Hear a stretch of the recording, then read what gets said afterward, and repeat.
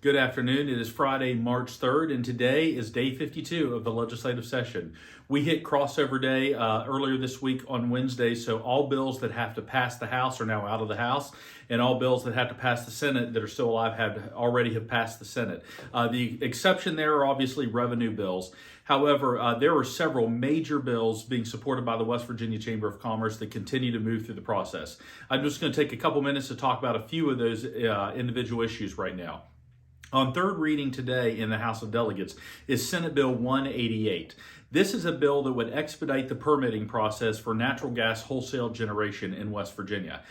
These plants would not be able to sell directly to West Virginia customers, but would be able to sell directly to PJM, which is the regional grid. This bill has been very strongly supported by the West Virginia Chamber, the West Virginia Manufacturers Association, the Gas and Oil Association of West Virginia, and so many others. There was an amendment that would have been very problematic, was defeated on the floor yesterday, so we're very happy with the condition of the bill it's in right now. We are anticipating its passage in the House today, where it'll go back to the Senate for concurrence. Now, on the tax cut front and a lot of the items that are going to cost a lot of money. On Saturday, the state Senate passed the agreement on tax reform in West Virginia. So it is a 21.25% income tax cut. It would also include a rebate for personal vehicles.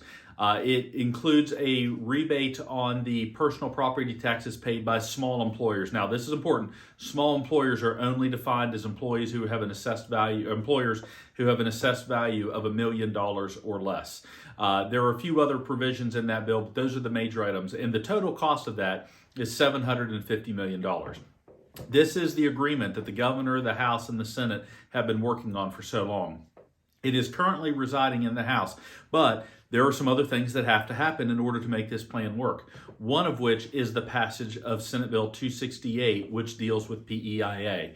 PEIA has been woefully underfunded. They have not been able to keep up with their obligations as far as an 80-20 payer mix.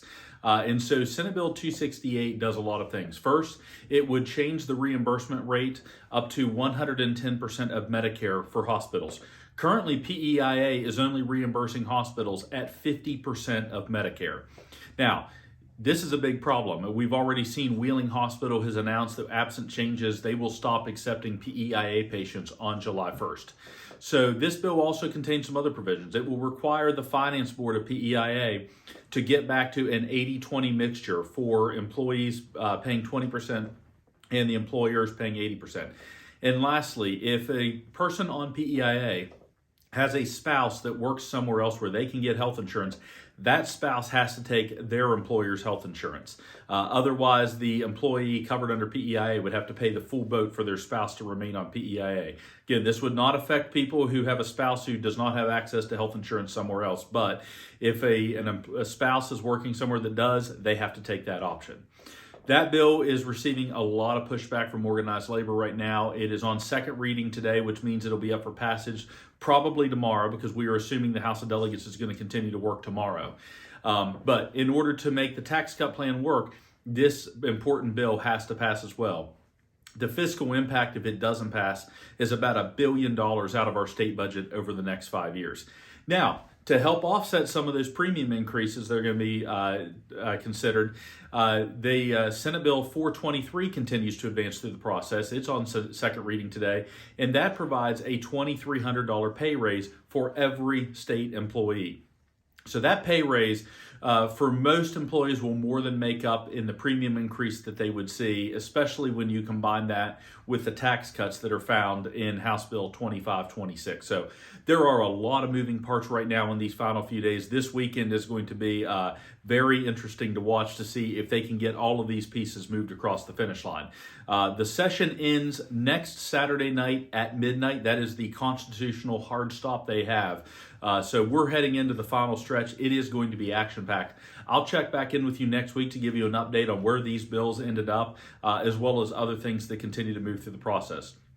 As always, if you have questions, feel free to reach out to me via email or text, and I'm happy to go ahead and fill you in on what's happening. So thank you for your continued support of the West Virginia Chamber of Commerce, and have a great weekend.